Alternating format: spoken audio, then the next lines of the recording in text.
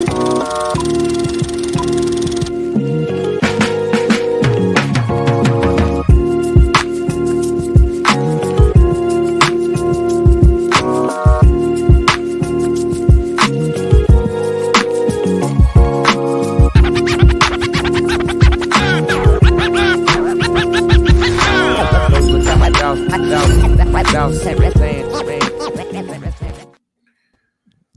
up with it? What's up, y'all? What's happening? Yeah, we back another episode And we're all 135. here. Yeah. Yeah. For about 2 weeks, we was, down bad a little bit. It was hit or miss. It was hit or miss. You know what I'm Right. saying? But that's Patricia okay. getting sick and stuff. What's going on First with off, you getting Benji sick? got sick. He passed it through the messenger. I got sick. And that's what happened, okay? And I was down bad until about Sunday. Yeah, you still got a little nasal itch going on, a little right congestion, a little like back in there though, like some neti pot, little whatever thing you got to use to get it out. You know what I'm saying? That's what you. I mean, it happens. You know what I'm saying? I blame Disneyland. If I'm gonna be particularly honest, Disneyland. I blame Disneyland. I blame the club. Yes, you was because I was there. Either way, y'all was in areas with a bunch of nasty people. Saturday, fact the window. Monday night, I was told. Whew. Yep. And see, look how you just smooth tried to blame it on me for passing it through the messenger. See how you... But we're gonna leave it with that as the actual reason. You. Oh, okay, all right. But I mean, it's okay though. You know what I'm saying? Like I told him, you know what I'm saying, at the function Saturday, I got big shoulders. I don't bruise easily. You know what I'm saying? So. What does that pertain to? I mean, folks be throwing stuff on you. You know what I'm saying? Like trying to blame everything on you. Somebody was trying to beat you up on Saturday. Oh no, we don't play them games. We got hands. You need to be there to protect you on the. I know you're about 5'2". Wow. I'm sorry I couldn't be there. And so you know what? The fact that I'm 5'2", you know that's a lie, but I'm gonna let you live with that. I'm 5'2". Don't rob me of my extra. How you gonna let me live? That's a whole statement within itself. I'm gonna let you live with that. I'm gonna let you live off of that one. You know what I'm saying? I ain't gonna do no comeback. I ain't gonna do nothing. You know what I'm saying? I'm just saying back on this subject. You didn't make it, but I understand because you were sick, but you missed a great time. But it was a good turnout from what I've seen. So that's good. Oh, yeah, it was dope. And some people, you know what I'm saying, because the little hurricane, they, you know what I'm saying, they sent me some messages, couldn't make it, and I understand, you know what I'm saying, folks got families and babies and all of that, but we still packed that joint out. And on top of that, I can't share with everything, but the deal we about to walk into, I ain't it's gonna be dope. It's gonna be blessings on blessings. Blessings on blessings. I want to do it, but your VIP bottle of wine, I auctioned that joint off. I'm sorry. And how much was it? Did you tell him it was mine? I told him the VIP bottle of wine. I was like, yo, like, we gotta, so we raffled it off, to be honest. Okay. Yeah, we raffled it off that night. See what I do? But I'm just saying, like, you're my taste tester. You're supposed to. I know, and I really want to taste that one too. So we, I gotta get an order. We'll work something out. We'll get it together. I got you. I got your back. We're back. We're here. I'm glad to see y'all faces. Yeah. And y'all see we color coordinated. That wasn't something that we reached out and did. We just popped on the air today and just so happened. Yeah, we color coordinated. So look at that. That's the chemistry we have, right? Yeah, we got some color coordination. We didn't even put this together and it just happened. You know what I'm saying? So that's what's up. I dig it. You know what I'm saying? I'm digging the Southern hat though, the Texas Southern hat though. Yeah. So people can see this is Texas Southern hat. You know what I'm saying? My little niece goes there. Yeah. Okay. So always supporting the HBCUs because they're definitely important to us. So you know what I'm saying? Shout out to all HBCUs. And the students that are going back to school, because you know what, that's kind of what we're talking about today. You know what I'm saying? Going back to school. School just started back. So I'm back in school myself personally. So I got 6 days. Okay. See, I mean, but school is definitely way different on all levels than what it was, for us. But today we're gonna really just kind of focus on, like the elementary through high school experience for us and what it's like for our kids, because we all have kids either that have passed through that stage or either still in that stage Yeah. of school. So when we hear these stories of things going on every day, and hear the stories from social media or outside sources and directly from our kids, it's like, wow, this Different. is like way different It ain't the from, same. nah, not even close. No, yeah, it's not even a slight change. It's A whole drastic change. Not even close. But before we get started on that, y'all, help us out with this conversation we were having backstage before we get started on our subject for today. Okay, so me and Benji were talking about living to 100, right? And then forehead popped in the back room. I'm just saying. So when you live to 100, my biggest thing is you outlive everybody that you lived with, right? So like everybody, like your siblings, your friends, the people who you were around that were your age or around close to your age, they all probably gone by now. You know what I'm saying? If you 100, most of those people didn't make 100. Very true. So that's the tough part, of making 100 is, the people that you grew up with, or the people that you grew with throughout life, most of them are gone, or not all of them. You have your grandkids, or your kids, your grandkids, things like that, and that's beautiful, right? But I guess for me, I guess I should have asked my grandmother and other elders, and I think we might just do that. Sit down with somebody that's close to that age or of that age, and ask them, like, how do you feel to be 100, and like the people you knew in your lifetime are all gone? Like, what does that even feel like, right?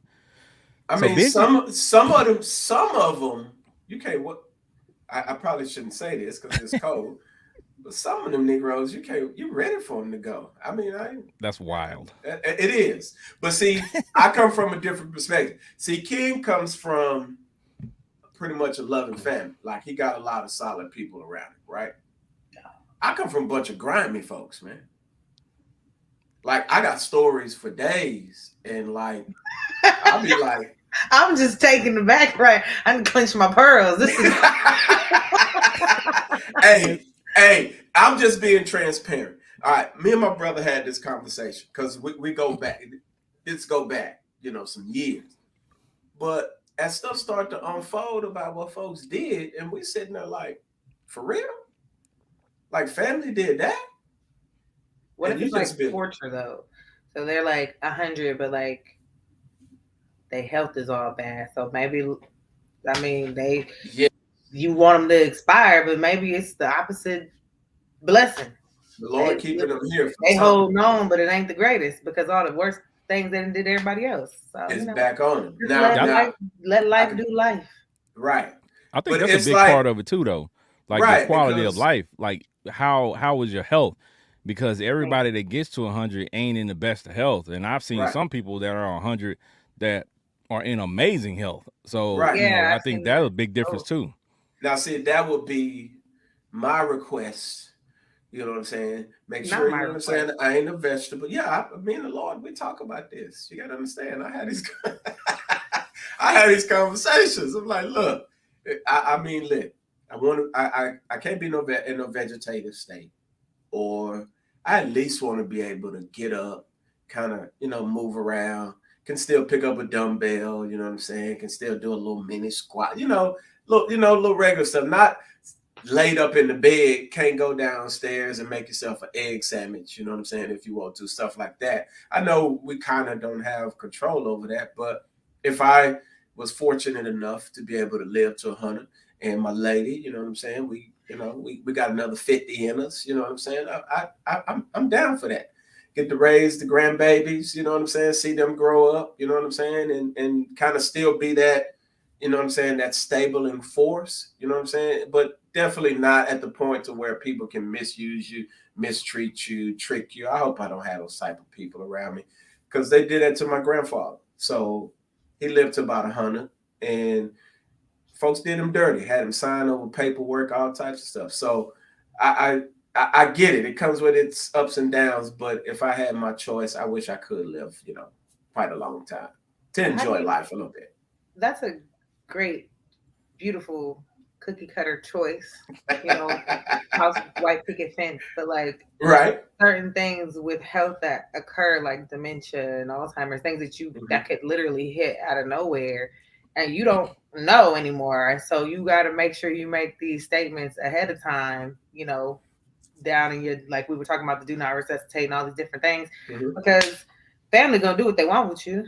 And I know point, when you do have dementia and whatever else going on, or not saying you, I'm just saying in general, because I'm right. nobody. But in general, like the snakes come running and slithering, shall I say? But like if I see a snake running, whoa. Well, I mean, we saw one talk in the Bible, but that's a different story. Yeah. Slick tongue. I mean, we didn't see it. We heard. We heard about it. We read about it. We read about it. But see, that's why I'm hoping. You know what I'm saying? As you're raising your grandkids, your kids, that you create a space to where they, they want to take care of you, stuff like that. God willing. That's all. Yeah. Right. Yeah. That's the biggest thing too. Is doing the right thing for people.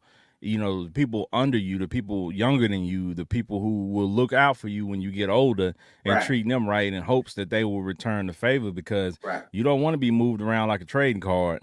You know what I'm saying? People just trading you from space to space and just trying to move you around and put you in a nursing home and don't come visit you, because that's the reality of a lot of people, man. That's just a number. That was the reality of my grandma. Yeah. Oh man. They tried it, but guess who? Lo and behold, the one that she kind of wasn't cool with popped out and did everything. Yeah, that happens, and that happens a lot of times too. Well, yeah, and see, for me, I got too many of those experiences. You get what I'm saying? Where like folks did some some crazy stuff, and you was the one who what I'm saying had to look out for. And it was like, so, I believe in returning the favor, you know what I'm saying? So in the right way. So, hopefully that I was going to say comes good back favors there. Nah, but see, the beautiful thing about me is nobody can say he did me dirty. Well, perception, because some people got weird way of thinking. Yeah. And you may feel you ain't done nothing wrong to them, and all of a sudden you ain't talked to them in like a year or so, and you ain't even realize it. And then it's like, what's wrong with you? And they're gonna be like, oh, you did me dirty. And they tell you their version of it. Yeah. And in their head, you shady. I mean, that's why I don't keep a lot of people in my circle anyway. So yeah, I can point you out. Because people are really like that. It's weird. They will really fault you for just making regular decisions throughout the day. I'm telling you, I was thinking about that today. Do you ever just have conversations with people or look at people on social media or read a post that they make and be like, oh yeah, this person's weird. Yeah. Oh no, I have to refrain myself from like weird. Because then I want to say something. Keep on scrolling, but some stuff is so annoying. You gotta say something. When I see one of those, kid, I promise you, I'll be like, yeah, it's time to get off social media. Yeah, because it's a difference between people that have a personality, or people that's cracking jokes, or people that's posting stuff. Some people are just downright weird. Weird. Hold on. This guy's dumb and ugly. I ain't talking about nothing. I'm just saying people that's just people are dumb. People that just ain't common. Odd to the extreme. They odd to the extreme, to an extreme where like there's no logic to how they operate. It makes sense in their head and their head only. Like, you know what I'm saying? There are a lot of people like that. Right. Like I promise I came across this clip and I knew it was time for me to get off social media. There's this dude on TikTok who's saying he's a nice guy. And you look at his head, Ken, we talked about this. Your boy got that Martian skull. Oh, I just seen it. And he's like women who mess over nice guys, and he puts a great, and like he's telling women who pass over nice guys should be raped and all this type of stuff. Yes. And I'm like, hold on, bro. I'm like, listen. His mom came out and talked today and said she's been trying to tell him to get help because he has mommy issues, and she told him from whatever past trauma that doesn't, back in the day, hurt people and trauma and things like this. They raising kids and creating traumas and stuff like that. So she realizes it. So she told him a long time ago he needs to go get help. he won't. He, you know, he's Right. grown. He's He can't still force chasing it. girls. And he's mad because basically he's the nice guy, and he feels like since I'm the nice guy, y'all women owe me. Like you need to be with me. Why are you turning me down? So if But you he turn me down, ugly though. I'm yeah, sorry. if he's delusional. Well, Yes, that's the ugly key. people do ugly things. Well, You'll find I'm not that in gonna the say book of people Benjamin. are ugly. Some people are cosmetically challenged, and others are simply, as Trisha Michelle stated, delusional to the point to where they feel like they are, I guess, a couple of notches above where they really are, and their expectations are outlandish to the average person. Right. He said any woman that is denying him deserves Yes. whatever happens to them, basically. And whatever your mind could think of, that's what he's saying.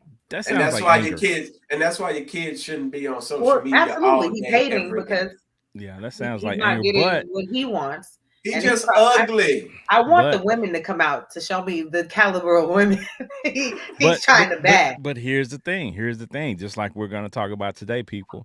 The difference between school back when we were in school and school now is, you know, a lot of people who get on social media like that today, especially these younger you know, men and women, they were bullied in school. Yeah, and they didn't have much of a voice neither. Well, you know, when you get bullied, you don't have much of a voice, and that has never changed. But the type of bullying that these kids endure now, It's and insane. you know, the thing that we endured is totally different. And I hate when I hear people say, "Well, this generation's soft." You know, for us, it's gonna appear that way, but they dealing with something totally different that we didn't have to deal with at that age, right? So, and I don't know if I come from a crazy background, but listen, I don't know if at that age I would know how to deal with somebody trying to punk me on social media. That's what I'm saying. We just get back then we just got upset, or we just chunked it out, or whatever. Like, but see, somebody it's still coming from that background and having, they don't just go home from school and it's done. Like it's online, it's in that phone, it's everywhere. So they get what you got, or you know, and then they get tenfold everywhere else. Right. There is no shutting it off unless they're closing their eyes. Like it's a 24/7 bully effect. And that's why I'm big about everybody shouldn't have access to you. Because the kids got text, TikTok, Facebook, Instagram, all of this stuff, and they're on all of these platforms with all of these people who have access to them, pedophiles and this, and the kid bullying them at the school because she don't like that you light skin and she dark skin or whatever it may be. You got all this stuff going on, and then when you go home, your kid's being bullied by that same little ugly girl. Like, I mean, y'all pray for me. Well, I just don't like. I'm going to correct Benji. I'm going to correct Benji because you know what the thing is.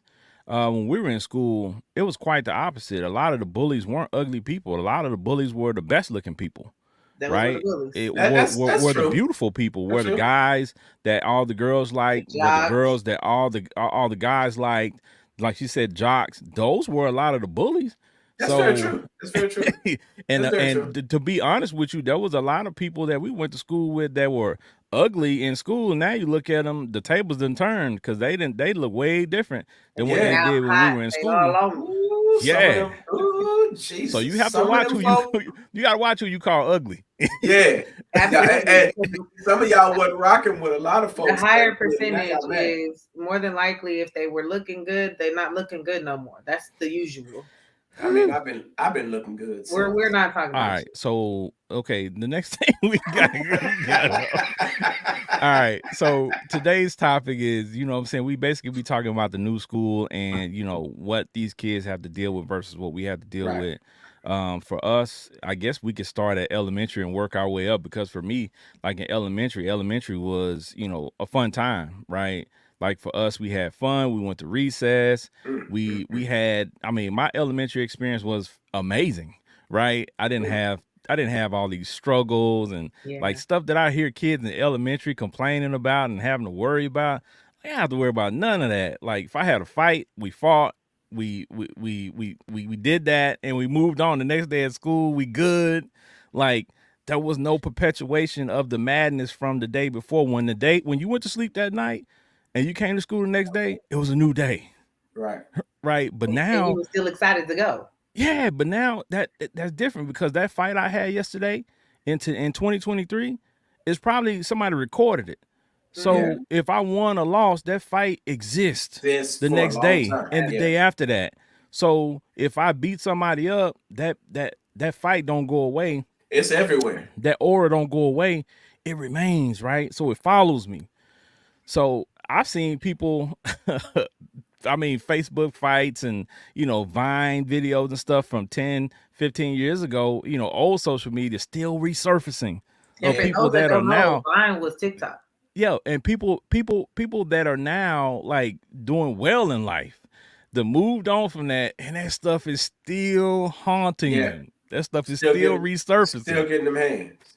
Like, so, So, Chris Michelle, talk to us about your elementary time. Like, what was your elementary experience like? Oh Lord, she probably was the I don't want to do that, and let her tell her story, man.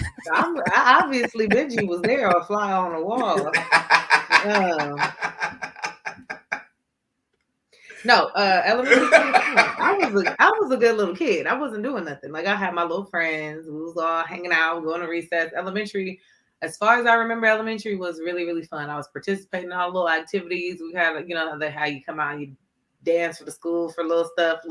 I don't know. It was elementary. Like I didn't get picked on. I didn't pick on nobody. Like elementary was simple. The bullying and all the other stuff, the extra stuff that I do remember things or me doing and other people doing wasn't until, junior high and high school. Elementary was fun. Elementary was what it was supposed to be. So yeah. I think there was only one situation, and it wasn't me, but it was my brother. It was my brother, which was the sad part. Like his behind brought a knife to school. And so like the whole school, it was a whole big thing. And I was like, who? That's my brother. And I was like, but that's because I guess he was being bullied. So that was his. But I don't know who was bullying him. Okay. Clearly I was having too much fun. So I don't know. But anywho, like of course nothing happened with that. They got him, they took care of it, whatever. But me, my little life was great. Learning my ABCs and 1, 2, 3s and skipping across the playground. So for your brother, how much older is your brother than you? How much younger? He's right behind me. So a year. A year or 2 years. Yeah. And it's more than likely when kids get bullied, it's more the boys than the girls. Yeah. Well, it used to be. I'll say that. Yeah, it used to I was gonna say nowadays, I can't say what it's more of, but I know for sure girls are getting it. I would venture to say the girls, because it seems like for some reason the girls have gotten, whether it's the effect of these shows that come on now with these girls boys and drama and cattiness, like these little girls are drama filled and catty like early. Right. Man, because when I tell you, when we get to the stories of the new school, my daughter, not her, but the group, some of her friends, and I'll be sitting here having a whole therapy session. I'm like, look, you need to cut little Cynthia off. Right. Just wow. Yeah, because these girls have been, I think that era of Mean Girls and stuff like that, and like now we always talk about, these young girls now they're celebrating toxic behavior. Yeah, right. They're encouraging it. Right. The moms, the shows, the aunties, what they're exposed to is celebrating this behavior. So I have heard younger kids like say some things, and I'm like, yo, like, right, no filter. What the heck? This coming out of little kids' mouths. Yeah. Right. And I've also been at the pool and heard like a little kid cursing when the parents in the pool with him. Right there. Mm-hmm. And I'm just like, see, we got slapped in the mouth for that. So y'all, high school. We didn't get slapped in the mouth because we didn't even think about saying it. Yeah, that's true. I came up around cussing, so I did too. But one thing I knew, you bet not. Right, I agree. Yeah, but and that's true too. What Andrea said is what they're exposed to. Absolutely. Because Pretty Nikki what they call her? Yeah. What's happening, Pretty Nikki? So Pretty Nikki what they call her. For us, like, I mean, I grew up around cursing. You know what I'm saying? As we say, cussing. Like my dad. Anybody who knows my dad, you know what I'm saying? That's my guy. That's my OG. But he say some stuff. But I wouldn't dare say it in front of adults. Now I ain't gonna lie to you. And as I said in my comment on my name on the screen, I was bad in school. I just in elementary, I I was was one of those bad in kids school. who did my work. So I had zero problems with my work. My work was always A's from, believe it or not, from elementary all the way through high school. Pretty much I had an A average, but I would get into trouble, right? I was mischievous. I just did stuff, man. So in elementary, yeah, I did enjoy cursing. I was very good at it. Like I used to emulate my dad and my uncle. I was and you know what? It was like a proud moment because when you cursed, it was like I'm grown. Like that little meme say, "Man, I'm grown." That little boy say, "I'm grown." Yeah, that's how I felt like when I was cursing people. That little dude, that's hilarious. Yeah. So for me, because in elementary, like I said, I tell people all the time, in elementary, I was not the biggest kid in class. I was actually the opposite. I was actually one of the smaller kids in class. So my bravado, my being able to curse people out, and my ability or willingness to fight people, whether I'm gonna win or lose, was what kept me, I guess, protected from being bullied and stuff like that, because people were like, he's crazy, he'll fight, he'll curse you out, like he does all this wild stuff. So when the teachers started getting wind of it from like first, second grade, I kind of made it. But my second grade teacher, shout out to Miss Gloria Williams, she saw me as an adult. This was maybe 10 years ago, so in my 30s. And she saw me and she said, "Kenneth Boston, I remember you." I said, "That is terrible." They remember you? You ain't seen me in 20-some years, and you remember my whole name and tell me I was terrible in front of my kids. Right. Like, yo, like this is crazy. Right. Yeah. So I mean, I didn't get in too much trouble, get caught for stuff. But listen, I was I was a terrible kid, but the difference between then and now, a lot of the stuff that I did in school, I would have got kicked out of school for it. Right. Hands down. Yeah. Hands down. Because I think, for me, you can't be punching people in the nose nowadays. Well, I think they don't get to the root of a lot of stuff now. They're just zero tolerance. A lot of these schools are zero tolerance. Like our teachers had the ability to pop us, right? I'm in Dallas, Texas, so we grew up. Especially if you grew up in Oak Cliff, a lot of the schools in Oak Cliff, you got paddled, you got popped. Teacher had a ruler, they popped your hand or whatever the case may be. But they had the ability to do that. Right. So, I got plenty of them. Yeah. So you got punished on the spot, and then 9 times out of 10 they were gonna tell your parents, and then you got punished when you get home. So there was levels to it. Right. Now, man, a lot of these kids, you can't even punish them because they have so much say so in different things. Because if you do something where they deem that it's incorrect, they'll try to report you. These kids will tell lies on. I've seen kids do a lot of stuff to their parents that I'm like, wow. They know about CPS and everything else. They gonna tell you can't do that. I could call such and such on you. You'd be like, listen, I didn't play them games. You can call them if you want to. Right. They come to my house. Listen, I'm gonna put them in check, and then I'm gonna tell them I'm gonna check you, because you're not gonna tell me how to run my house. And I've been through that situation, so I dealt with it. So like when I was getting full custody of my kids, when they were dealing with that and all of that, whatever. Like, yeah, they came to my house. I'm like, you're not gonna tell me how to run my house. Yes, she gonna get a whooping. Yes. And they would tell you can't use, if you're gonna whoop them, you can't use a closed fist. You're gonna use an open hand. You can do this and it, like all of these types of things. I'm gonna listen. You're not gonna tell me how to run my house. I ain't abusive to my kids. We treat them right. We take care of them over this way. But you're not gonna have like rule over my house, because I understood that as a kid, dealing with what I dealt with. If you let kids run rampant, they don't know what they want to do. They don't understand structure or discipline or nothing like that. If you let them do whatever they want to do, that's what they're going to do. So, and we're in that space now, and then we wonder why little Leroy ain't paying attention in school. He ain't got no discipline around him. He could do whatever and say whatever he want to do. So, it happens. But And I got the opposite end of that story. So mine with my son when he was in elementary, right. bullying, was a bully or whatever. So I get a phone call to come pick my son up. He's been suspended for X amount of days for busting the kid's mouth open. Oh Lord. So I'm like, let me get got up it here. got it from you, huh? And I'm gonna tell you why, but we'll get to it. So I'll pull up, but I'm getting out the car. I see this kid walking past, holding his little mouth. His parents with him. I was like, oh, that must be the kid. So anyway, I get to the office and the principal said, like, like you said, zero tolerance. We don't, whatever. And I'm like, okay, well, what happened?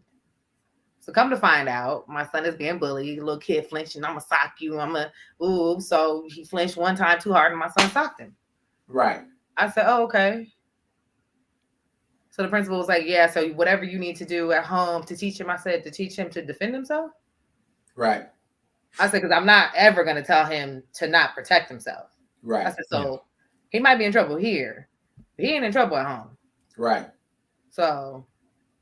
No, that makes perfect sense. And a lot of these things are trying to teach you how, not to be a parent to these kids. And you have to walk a fine line with it. I understand, but you do have to teach the difference though. And so that's where he learned it from you. He did, because he used to go outside before gaming came into his life.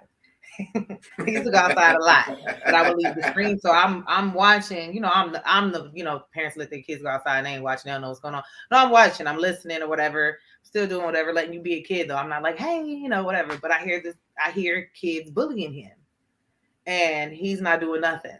And he coming in the house crying, mad, whatever the case may be. And I'm like, first of all, you bigger than that. Because he was. And I'm just like, don't let nobody, because the kid was basically like what the kid was doing at school, flinching at him. I'll bust your mouth open. I'll sock you in your eye. I'll do this. I'll do that. Like, no, we're not going to let nobody talk to us like that. That's what we're not going to do. Right. So, yeah, I did teach that, but within reason.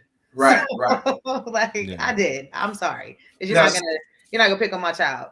That's right. And that I can dig that. Like, I mean, I understand it. I would teach the same, because kids will bully you. Like, you short, you small. It's out of control. Right. No, I can understand it to a degree, but it's crazy, man. Like, but I went to W.A. Blair down in Pleasant Grove. So, like, going there, it was school for me was a getaway because what I seen at home. Yeah. So I went to school and enjoyed school, being playful and this. And I had a bunch of kid. Right. I could go be a kid at school. So that to me was like, yo, I love this. So it wasn't that I was a dummy or anything like that. It's just like, yo, I get to be a kid. So I went to school to have fun. Like, no matter what it was, like, I had fun at school, sliding in mud. Now. Right. You went to school as a getaway, and now kids go to school, and as parents, we scared what's gonna happen next at school. Right. Yeah, I think what Benji's saying is a good point though, because I think some teachers. Now, I love my teachers, you know what I'm saying? And I think they get a bad rap, especially now. They don't get paid enough for what they have to deal with. Right. But I think some of these teachers don't understand who they're teaching, right? Yes, and that's why it's important for, a teacher, when they accept a job, not to accept a job just for a paycheck, but understand if you accept a teaching position in a place like South Dallas, that's a different kid than, you know what I'm saying, over here in Preston with Preston Hollow and all these other places. Like, so that kid is going to need a little different type of attention or a little different type of redirection, right? And that's what we call it now, redirection. Can't say punishment. You have to redirect them, because this is a different breed of kid. So, Now, that point you made, Ken, about knowing who you're teaching, or the kid that you're teaching, is important, because I was a lefty in school and my teachers mistreated me because I did everything with my left hand. And they thought I was a little off, a little special. It's like, I'm a left, like, I didn't understand it as a kid. Try telling a 6, 7, 8-year-old kid, you're doing it wrong. And everything you did was like wrong. And I'm that's because back then left-handed was They thought you was a little special. They really used to think that. It's now at school, you supposed to be some of the like smartest people in the world. Are like, left-handed. Or Right. the lefties got a little bit more, And it was on both sides. And I still remember that stuff because so when I went to school, yeah, it was a getaway. So I didn't like certain teachers because of how they treated me. Right. So, and then back then, the ADD, ADHD medicine wasn't that great. So you sitting in the class and they telling you he can't sit still, and they trying to tell your mom he needs to be on these pills. So we dealt with that whole phase, me and my brother in school. And it was like, I couldn't explain it back then, but it was like, that's boring. Like I picked it up already. Like, let me tell you something about the ADHD, ADD, mainly placed on lower poverty kids, and mainly for us. Like, let me tell you, because they tried to do it to my son because he wouldn't sit down. How many kids at that age, fourth graders, third graders, are really sitting down for that long? None. So they're trying to push off medicine into our kids to get y'all addicted to those things. So my mom did it with my brother. Right. So now he's actually tried to chase those highs because the medication that he was on was way too high. Right. He's on drugs in the streets. Right. I didn't do it for my son because they tried it. And my son is the most quietest, most calm, most chill. Right. Like, he ain't none of that. Now, organizations, you could teach things to help out versus medication. But I feel it's what they do to our community. Right. To try to get our kids on, because there are some, it does exist, but they put it on every kid that can't sit down. Right. And that's what they did to me. So I still remember the day when they gave it to us, and it was like, your pee is going to come out a certain color. I remember that day like it was the back of my hand. Like it came out orange, bro. I promise you, I'll never forget it. And like, we didn't understand it. We were just listening to mama because they was telling mama this. But here I am, this left-handed kid doing everything left-handed. And I couldn't tell them like that was easy. I didn't know how to articulate. Like, that's boring. Like, I already figured that out in my head, and I just didn't know how to articulate it. So class was boring. So all I was left was to do was to go to PE, go play football, go play baseball, go do this or do whatever. Because that was like the release for me, because the teachers didn't, for the most part, didn't understand me. They didn't understand give you a pill. Right. Make you go sit down. Yeah. Right. And that is pushed even more today, as far as the ADD, ADHD in schools. Right. And I think, to be honest, there's no reason to be pushing the medication, in my estimation. Let me say that first. Money purposes. Yeah, well, yeah, it's a lot of different purposes, but we'll get into that deeper conversation another time. But I think the teacher aspect of it.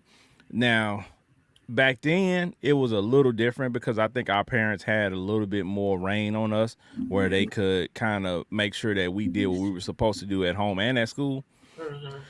Whew. But a lot of times now, man, these parents are not engaged in what their children are doing at school. So they push these kids to school to get them away from them. Right? If your child is bad at home, imagine what they like at school with somebody that they don't know. Now, there are situations where they act better at school with the teacher because of how the teacher has the day regimented and has things in order and things like that, because they don't have order at home, so they do a little better at school. There are situations like that. Yeah. But there are situations where you send your kids to school with these jacked up mentality of how the world works, and they go to school and they disrupt the education, experience for other kids because they don't want to act right. And then if the teacher's got 30 kids in the room and got 3 or 4 of them that won't act right, it's kind of hard to teach. Deal with, right. The other 26 kids when you got 4 over here that you're having to constantly correct or constantly do stuff, for. So, teaching is a difficult thing. But I think also I wanted to mention too that the way the teachers teach now is different, because when we were coming up, we learned math, science, all the basic stuff. Like they say, the reading, writing, and arithmetic. Right? Now these kids learning test. They being taught how to pass this test. So everything that they learn is based on these state tests and these mandatory tests that they have to take, right? Because the test is what they use as a measuring stick. Is your school doing good if these kids pass the test? And also, these tests are also attached to these teachers' bonuses. Right. Mm-hmm. So it behooves the teacher to make sure that Make these sure that you kids can pass. pass the test That because that state and that government funding go a long way. because they got to get their money. Right. So, some of these teachers, like the old folks say, by hook or by crook, we're going to make sure these kids pass this test, or at least make it seem like they pass these tests, because I need my extra ends. Right. So that becomes the dangerous part, because now we get to a point where they're pushing kids through. They're just floating kids through. No Child Left Behind was. Yeah. Isn't that's still the thing too, right? Yeah. No Child Left I don't know Behind? what the law is on it now, but I know for a fact my two kids went through it and dealt with it. So it definitely was real. Well, they call it. I think they call it social promotion. Teachers out there, so y'all correct me in the comments if I'm incorrect, but I think it's called social promotion for a lot of these kids if they're not doing so well in school, or if they failing, and you have a kid that's supposed to be in the 8th grade, but then in the 6th, they're gonna look kind of crazy walking around this giant kid with these little kids. So, and of course, if they supposed to be in the 8th grade, they 13 with with little 9-year-old, 10-year-old girls, and they're a boy. You wanna get them. You want to get them from around those kids, because at some point that's gonna become a bad mixture, right? Absolutely. Right. So you have to do something with them, and that's when they just say, okay, we're just gonna put this kid over here, because I ain't gonna lie to you, when I was in school, there was a few people who I didn't know that were socially promoted. They were socially promoted. Man, it was some kids that I was shocked. So I mean, it was some kids that were socially promoted that I was like, I didn't find out till years later when I'm like, we was in the same grade, but you say you how old? This your what birthday? I'm looking at. I'm like, wait a minute. You like, hold on, bro. You like, yeah, you like 50 right now? Hold on. Hey, like, we was in the same school. I'm like, we just turned 43, but you turned in. You just turned how old? 46. Oh wow. And that's when you put it all together. Like, wait a minute. So you my mama held me back this one time, because what I'm saying, that used to be the thing. My mama held me back. That's what you used to say. But now I started school late. That was the other one, because of course, that's another thing different. Is back in the day we used to start school after Labor Day. Right. It wasn't even a choice here in Texas.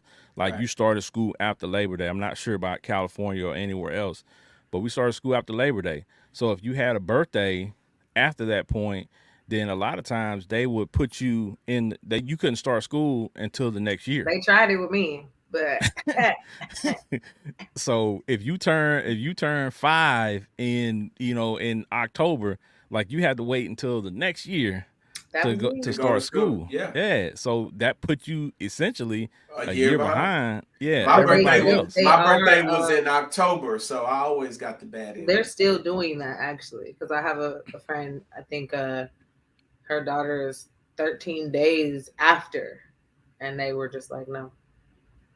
She got that sucks. Okay, so we got one comment from Boss Lady 1124 on YouTube. She said flexible seating. She has the highest level ADHD kids still learn. Parents just have to have good discipline, and teachers to have to tap into a variety of ways to reach the kids. That is absolutely true. I would agree. It's just finding that teacher is important, and that's where the parent comes in.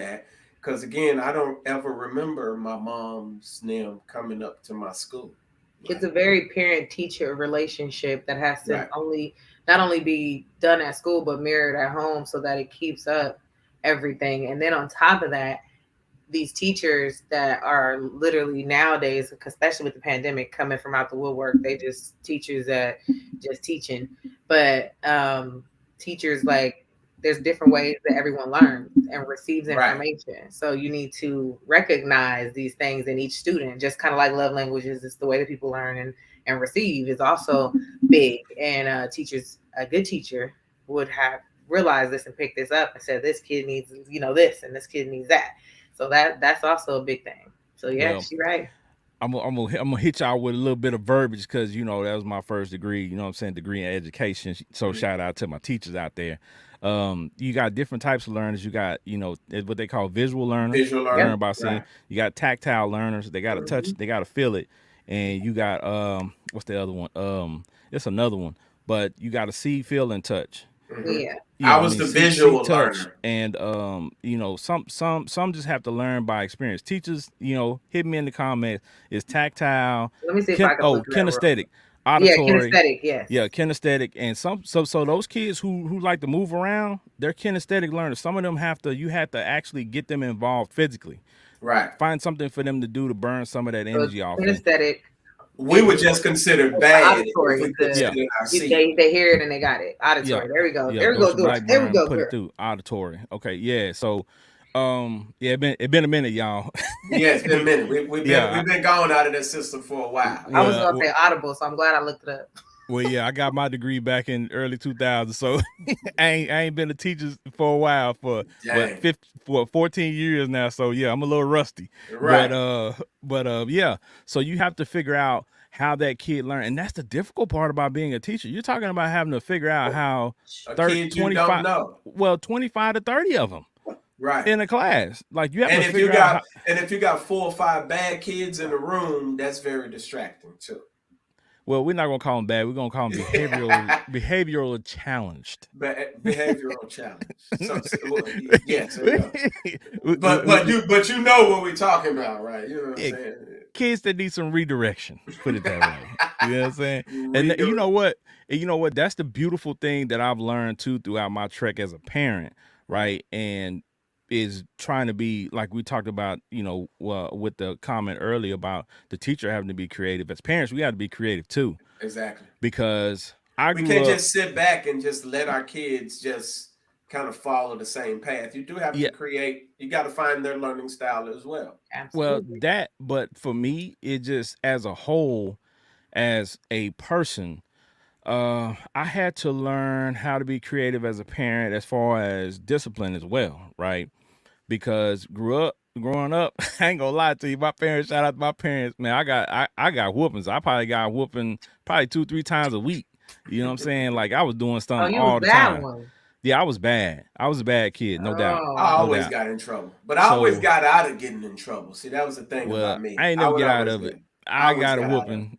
If I did something, I got corrected, and I mean, shout out to my moms. I appreciate her for doing that because they kept me out of trouble later. But for my boys, I couldn't take that same route. You know what I'm saying? They just weren't built like that, right? They just weren't built like the kids that, we were growing up. So I had to figure out something different. So what I started to do, and I suggested that other people do, if you don't want to put your hands on your kids, stuff like that, that's everybody to each his own, but I didn't want to do that. Right. After a certain point, I just was like, you know what, this ain't me. This ain't how I want to correct them. So we're going to get outside. We're going to do these burpees. We're going to do these push-ups. We're going to do things that they probably ain't going to want to do in high numbers, but it's also going to be beneficial to them physically, right?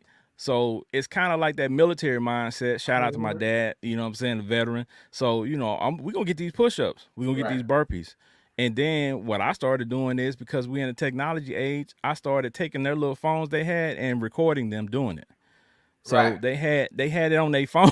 They could see themselves doing burpees, themselves doing push-ups as a constant reminder, hey, this is what will happen to me if I'm not doing what I'm supposed to do. And it worked. So you have to be creative. Just like you want these teachers to be creative, and you want these teachers to put in all this energy and effort, you know what I'm saying, to make sure your kid is good. You have to put in the same, if not more, you know what I'm saying, at home to match that energy. Y'all always want to match energy, match that energy. They know how to match the crazy energy, but don't know how to match the good energy. Yeah. Hitting and yelling and screaming and fussing is not always fully registered by these kids. I got one. Now, Raiden had his fair share a little, but at the same time, he's also had to be on the wall with the little hands out. The book. He's been there too. But then my daughter, like, I don't have to do anything, and her whole world will shatter. So literally, I could just have a conversation and let her know, like, my disappointment or whatever the case it may be, and what she's done or doing, and she'd be like what? So it's just you got to know that too. You can't just use one tactic for all either. And that's important too, because my oldest is, you know what I'm saying, people who know Big Kenny is, soft spoken guy. He's very laid back. He zero behavior problems in school. Mm-hmm. Zero. Graduated number 7 in his high school class out of 1,200 kids. Like zero issues with him. So the times that he did things that were considered, needed to be corrected, it was hard. I'm not gonna lie, as a dad, it was hard because it's like, this is the kid that does nothing. Right. So when he did something, I'm like, you in that mindset of, okay, I just let him go this time because he's such a good kid, but you can't. Yeah, you can't do that. You have to correct it, right? Mm-hmm. So I think, I had problems with that, but with my youngest son, he was a little bit more like me, where he was doing stuff and he required more redirection. So I had to be creative and say, you know what, I'm not gonna put my hands on you, I'm not gonna whoop you, none of that. We're gonna get these push-ups, we're gonna get these burpees, we're gonna get these full body squats, we're gonna hold these books up against the wall, we're gonna sit in that invisible chair, we're gonna do something. But you have to have some way of redirecting these kids. And quite honestly, the old school way of putting your hands on them or putting items on them, it's kind of dicey now. To each his own. But I'm just saying, it's because most kind of dicey. They're not as receptive to it. But it just shows you can't be one dimensional with a multifaceted kid. And I think a lot of times, if you just think your kid is going to respond to whoopings and they don't, well, what's the next course of action? You can't be lazy in your parenting. Like, you can't want a kid to be good in school, but at home you have nothing that resembles him being a good school kid. Like, there ain't no words on the wall, there ain't no affirmations on the wall. Like, there's nothing there for him. All he gets is when he's at school. So you have to kind of change it up a little bit. That's the other thing. There's no affirmations in general at home. You yelling at this child because he ain't cleaning his room all week, and he cleans it, and you just walk past. Right. Like, don't say nothing. You say something, because in his mind, I did all this and all that yelling, and she ain't gonna say nothing. Like, I ain't gonna do it next time. Right. Like, that's really how they'll think in their head. And so, and then, like you said, the kid that you whoop him and it don't faze him, because that was my little brother. He used to laugh. Right. So, like, it's like, now what? And so eventually you learn and figure out different things. And for my son, he was very materialistic and about his image and his game and his phone and his people and his social life. Snatch it all away. And what do I get real quick? All the grades shoot up, everything I need done, all kind of stuff. So you just got to figure out what it is for each kid. Right. Very true. I want to bring this up next, to kind of switch gears here. The next thing I had on my list is kids can't play outside no more. We always say kids don't go outside, but I just thought about this the other day. Like, they really can't.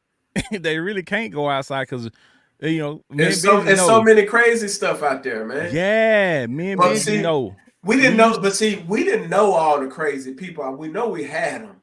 It's not even just crazy people. The little boy went to take the trash out, and the police had him in the car. Yeah, so see, it was a bunch of stuff like that. And we grew up in, I ain't gonna lie to you, at the point when we were growing up and we were younger in Lancaster, Texas, like, there wasn't a lot of black people.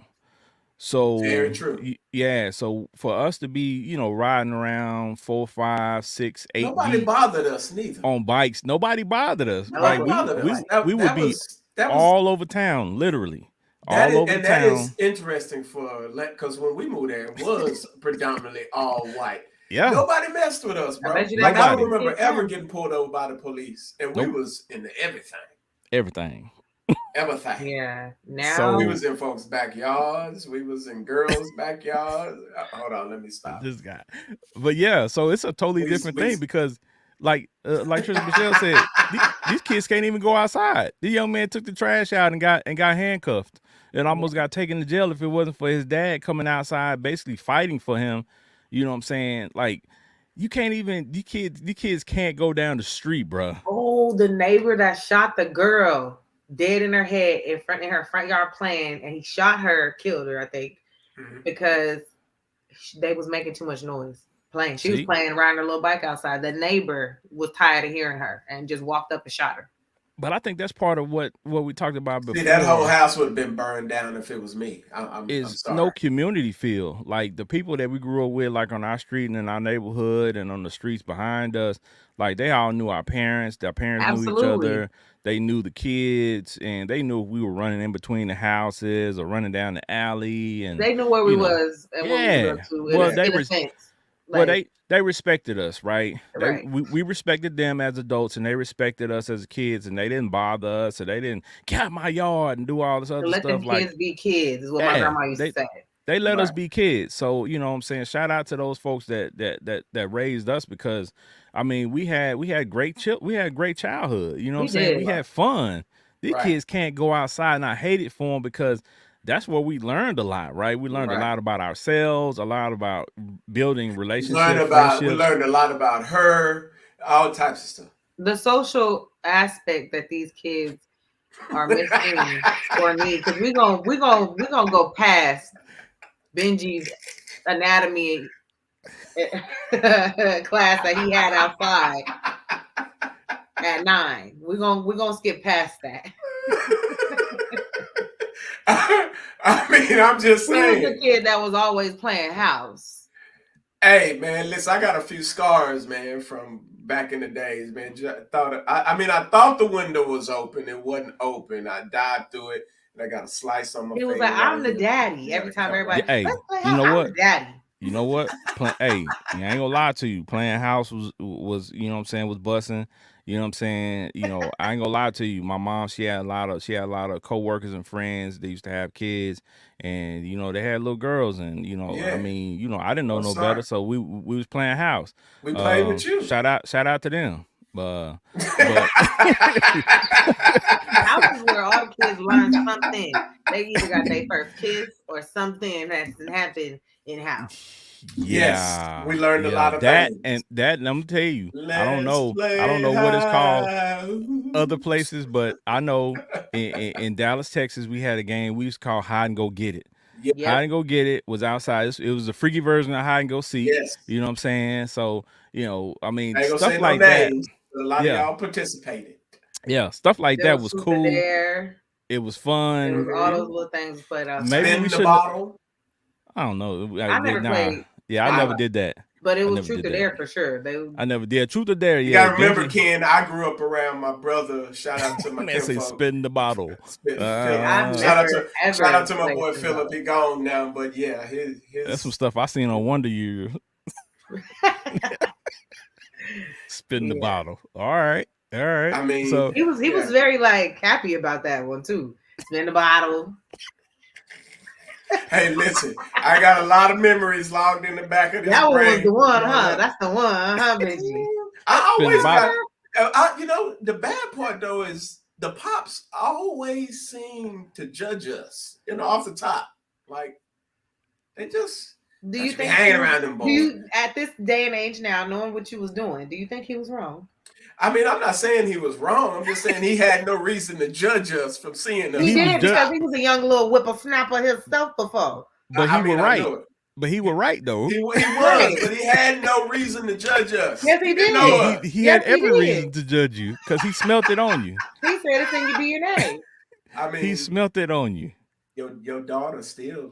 Never mind. This guy right here. I'm sorry. All right, so. You know, one good thing about it, you know, these comments are rolling in. Crystal Robinson commented, people don't want you saying anything to their kids either. We just knew how to act. That's one big thing. We were chin check. Right. We were chin check. Right. We were allowed to be corrected by neighbors and things like that. Mm-hmm. And that's why when I talked to certain parents when I was coaching youth football, I used to tell these parents all the time, you have to allow these coaches to coach. So if you don't trust me with your child and that I'm going to do what's best for your child, then take them to another team. Right. Because I don't need you, you know, going home and telling your kid something totally opposite than what coach is telling him at football practice. And that's creating drama. Yeah. And well, it puts the kid in a weird spot too, because you have two, it's like a power struggle, right? They don't. Yeah. And my parents said, "Don't listen to you," or whatever they said, and then he on the field, and you hear But the parent over there, it's a bad. You know these kids be lying, man. Yeah, well, I don't know about that, but I know for us, when we were in the neighborhood, if Miss Jenkins said, you did something, she let your mom know. It just was what it was. Like, you already know if you did it and you looked at her window and you seen Miss Jenkins in that window, like she always in that window, you like, your mama gonna know before you get home. She finna call my mama, but it was all good, right? Because you already knew, like, you were somebody in the neighborhood was looking out for your child, other than you. When you couldn't see them, when they was out of your vision, somebody saw them, and somebody was gonna let you know what's popping. Now you can't correct these kids, man. You say something to these kids, don't talk to my kid, don't tell my kid nothing. Okay, so when that kid is down there and the police is picking them up.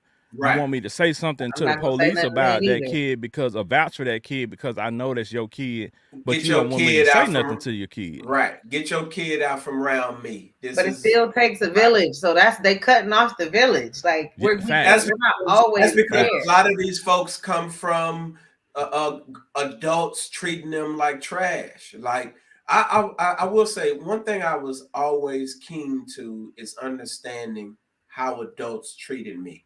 And if I didn't like how you was treating me or talking to me, I didn't fool with you at all. But like nowadays, it's like, I don't know. You don't see that. And these kids just kind of skate and do whatever they want to do nowadays. So, hey, what can we do? The problem is that most parents, like the comment said, don't want anyone else saying anything to their kids. These kids know that. Right. So they're going to go do what they want because my mama ain't about to listen to y'all anyway. You can't say nothing to me anyway because my mama probably cuss you out. Right. Or whatever the case may be. My kids know, my friend circle, they go ahead and act up if you want to. They have the authority to snatch you up. Right. Because I already know who's in my circle. They are placed in my circle because we're going to raise each other's kids and we're going to help each other out. So therefore, act stupid if you want to. Right. So that's the circle we in. But that's how we grew up too. But it's slowly fading away because of the parents that don't want nobody to say anything. But I can get where it comes from sometimes because we had the people that are around our kids that we didn't know that were the predators and this and that and these things that we are allowing them to have that control. So they went over with it. And now don't nobody say nothing. My kid ain't around nobody. Can't nobody talk to my kid. Don't this, don't that, whatever. Because they're doing, now it's just overboard. And now, but you're not watching your kid either. So now what? Right. Yeah, this is another thing right here. Rhonda Pope says these parents want to be their kids' friends. That's another issue, and facts. yeah, that's the problem, I think. And we're gonna move to that, in a minute. But talking about like the parents are trying to be too cool. The parents spend too much time on social media. The parents spend too much time doing exactly what the kids are doing. So the kids feel like, well, they on my level. They both in the video doing the little dance too, and you ain't paying attention. Now, little girl probably need more clothes on, and she needs to stop doing this little dance with you. I'm glad I didn't have social media with per se with my kids, but I wouldn't do it. I ain't on there dancing, boogieing anyway. I can, I remember my daughter told me she wasn't my friend and when she was younger, and I was like. So, like, we never were to begin with. In fact, like, I ain't trying to be your friend. I like you. Like, I'm gonna treat you good, but I ain't trying to be your friend. I don't need you as my friend. Goodbye. Right. Yeah. I had to explain to my sons, and I say this all the time, parents, you have to make sure that as your kids get older, that they understand that dad and Ken, two different people. Facts. So you know dad. Right. So as you get older, I can let you know a little bit more about Ken. And when you become an adult, you'll know who Ken is. Right. But right now, you know dad. You're going to know both as an adult, but dad and Ken are different people. Facts. So, the things that you think you can get away with because you see me with my friends or you see me with, over here in this group and that group as an adult. But when I'm dealing with you, it's going to be different because I'm dad with you. Right. Yeah. So you have to be aware of that. I'm not like they say, I'm not one of your little friends. So and that's the thing that they're not separating now. They're getting to meet, Ken versus dad. They're giving Well, me. some of them even call they parents by their first name. Seen that. Oh Lord, the backhand would come so strong. like there's nothing wrong with that. Everybody do their own thing, but for me, I would feel weird if my kids were calling me Ken. I just don't understand. And maybe somebody does it and they allow it and they can enlighten us. I just don't understand why calling me mom versus my name, because what does that establish? A level of equality between us or something? What is that doing? Yeah, it does give an awkward feel, right? Because I know you as Patricia. It would be totally weird to pull up and hear your daughters calling you Patricia. Like, and if any of my friends' kids did it, I'd be like, I mean, my name for you is Forehead, so it would be kind of awkward to pull up on somebody and call them your forehead. In their forehead if they try. Right. Yeah, you know what I'm saying? Right, but you get what I'm saying? Like it's, you know what I'm saying? It's weird. I don't understand it, so I'm not gonna knock it for the next, but help me understand it. Right. Yeah. Is all I want to know. Right. That is interesting. That is very interesting. So with that being said, I want to try to pivot to another aspect of this is, you know, for us when we were in school, me and Benji especially, there was this thing that came out that revolutionized the world called the internet. Because that didn't happen until we were in high school, like toward the end of high school. I was in middle school. My mama broke it. Yeah, so we didn't have access to that stuff to be MySpace kind of came out when? Nah, that was what, mid 2000s or something like that. That was much later. Yeah. But, you know, when the internet came out, like we were just, you know, learning the ins and outs of it. We didn't have access to a lot of different stuff to, you know, to kind of take our attention away from what we were supposed to be doing.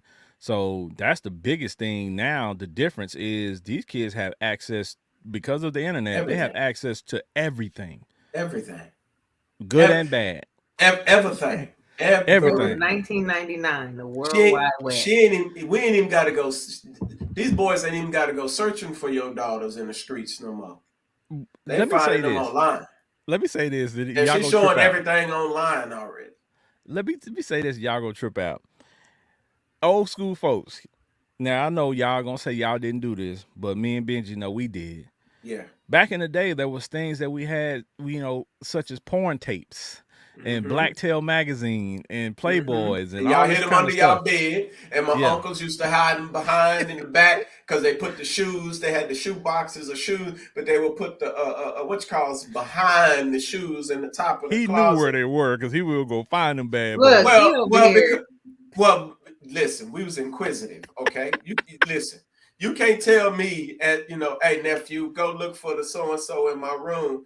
And, you know, kids, we got short attention spans. So we'll go in your room and we can't find what you want us to go looking for. And then you tell us, it's over there. Go look for it. No, you don't have a short attention span. You're curious. Yeah, curious. Yes, I like that. Curiosity. But then we would go in the room and we didn't see it what you said it was, so we went around looking and that kind of, because I found crack pipes. No, you didn't see where he said it was because you wasn't trying to see where he said it was, because it probably was really there at the end of the day where he said it was. No, but it's just curious to begin with, and you got access to the room. And kids, it's just the Lord was opening up another world. The Lord was not opening that door. The devil opened that door. don't you do that. Don't be blaming on the Lord. Don't you do that. But you know what I'm saying? Like, for us, we had to, if we wanted to get access to something like that, like, you know, anything sexual, we had to search for it. There had to be a journey to get it. Can you imagine having that access in the palm of your hand? Like, you could just look it up for free whenever you wanted to.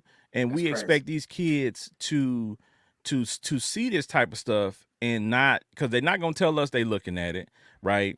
And we're not going to know until much later that they're looking at it. But if they have access to the internet on their phone, on the computer, anything, trust me, these kids are looking that stuff up in elementary, and they don't know what they're looking at. Well, they don't know. They don't know what they're looking at. Here's the thing. You can have your child not have access to that. Yes, because you can't control child it. They are friends with that has access to that, because that's what happened to my son. That's a fact. That's what a fact. happened to my son. He didn't have no access, no phone, no none of that. That's a and fact. he got caught. Him and the culprit, because the culprit had the phone and was like, "Look at this." Facts. And we was like, "What are y'all watching?" Yeah. Yeah. So, Yeah. but can you imagine that type of pressure, like being because like for us, to be honest with you, by the time I seen that type of stuff, I was in junior high. So by that time, we already were getting toward the sex ed. We had sex ed classes and stuff like that. So you kind of had some idea of what you might be looking at. But you're talking about kids in second, third grade having access to this stuff. Right. Because some of these kids being second, third grade, they have phones, and that's a whole nother subject. Because people say all the time, well, these kids don't need phones, but you do have some of these kids who have to walk home.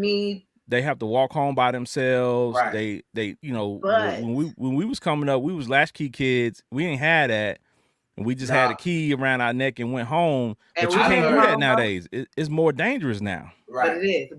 But there's apps that you literally can have on the phone that will just shut it down to only contacting you and only by message and phone, and you can't access none of the other, and you literally control it. Right. They can't access no other apps, no nothing. Now see, there's ways for parents to still parent with these devices. If you take the time and learn it. But half of our folks a lot of our parents are computer illiterate. Like a lot of folks, they don't want to be on. And like I said, my mama broke the internet when it came out. I remember we had got a computer and it was like good for about a week before it was. I was like, "What happened?" She broke it. She didn't know what she was doing. Jacked it up.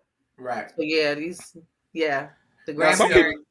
Some people ain't illiterate though. Some people ain't illiterate. Some of these people are just so busy. They so busy looking at Pornhub that they can't stop their kid from looking at it.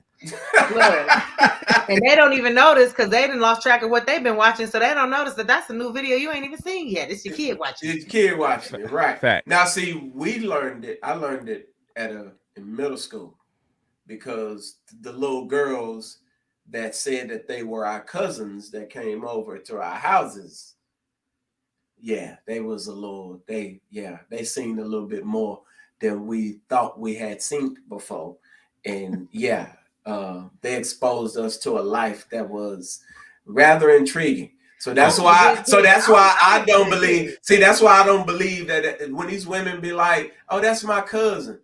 Listen, I don't just believe because your cousins was bad. Listen, I ain't the only one who grew up with folks who daddy did things and weird stuff and Well, and course, folks tried to emulate it. Yeah, you can always tell though, because there was this little girl in my daughter's elementary that was in like the after school program, and she was like taking kids to the corner of the field and like and I was like, y'all need to. And so I had to tell the after school program, y'all need to talk to the parents and somebody needs to investigate further because clearly she's learning this activity. Right. Like it's somewhere at home, and the parents, if they don't know, they need to research and figure out who. I remember my first offer at W.A. Blair. I gave a young girl my ruler at school, and she offered to kiss me and take me under the bleachers. Quid pro quo. She learned it. She learned it somewhere. She said, "Well, thank you for that ruler." Yeah, thank you for here. You want to go? No, not I'll never forget. But I'm trying but to tell you know what? That's that concept. Hurt people, right? Yeah. These people have been hurt before, right? And, but unfortunately, at such a young age, they don't know that it's something that hurt them. So they start a cycle, and they just do it to other people because that's what they know. You know what I'm saying, to do. So that's another thing for me because sadly my sons were not able to, especially not my daughter. We're not able to go over to a lot of people's houses because of the things we experienced as kids. Like, some of these kids were free birds. They didn't want listening to their parents, and they did whatever they wanted to do, and they found themselves in a lot of compromise. Lord, I thank you because I was the child that was allowed to go to friends' houses, but I never experienced nothing. So, I'm thankful. I went to friends' houses. I went to friends' houses, but it was only, we came from an era where your mom had to call their mom. Yes. Right. you Oh, couldn't yeah. go over your homeboy house without a phone call from mom to For mom. real. And right? that's me now. Yeah. Can't come over here if I don't know your I'm parents. calling, or somebody better call me, because ain't nobody just Yeah. popping up over here staying the night because his mama said it was cool. Where's the mama? I didn't have them restrictions. Like Yeah, no, mine was gone, and my aunt was like. But now out my son just like, tried it a few weeks ago. I don't know why. I had to look at him like, who are you talking to? Right. When his cousin talking about, can't you just tell her his mom like he gonna stay over here and he gonna go to this party with me? I said, right. Who are you asking? And see, we ain't gonna take a deep dive into this, but it's a whole nother element that you have to worry about with these kids now, because you used to have to worry about keeping your daughters away from boys and your boys away from the girls, but now if he got a homeboy that he hanging around a whole lot, and she got a homegirl that she hanging around a whole lot, you got to watch every single relationship that they have, because as kids, you don't know what that other kid has been exposed to, or what their mindset is, or you may be saying, oh, you can only have your homegirls over, and the whole time your homegirl like homegirls. Facts, right? You preach. You got your daughter. She on the hoop squad. She like shooting buckets. And it's vice versa. The boys too. The same. Facts. So it's you got a parent. That's it. Damn it. Yes, parent. You have to pay attention. That is the biggest thing. Like, you have to pay attention to details. Everything. Listen. Don't just everything matters to me. And then I'm in a house with all girls and everything else. And you ain't listening to what's going on, and like, listen. Right. I'm in the house with all girls. I'm paying attention to everything. It shouldn't matter, because it could be boys or girls. Pay attention to it all. I'm just saying, but like, even when my boys are around, like I don't mean to put my son out there, but like I didn't know what the animated porn thing was at the time. Oh yeah, anime. I'd never seen it before, but this is years ago, and he's got his earbuds on, and he's just casually just watching, and and my rule was always never have earbuds on in the house, because I need you to hear me whenever I call. So one day, he just got his little earbuds on, and he got his little YouTube thing on, and he watching what's called. And when at first glance, I'm like, oh, that's just Spider-Man, Batman, whatever.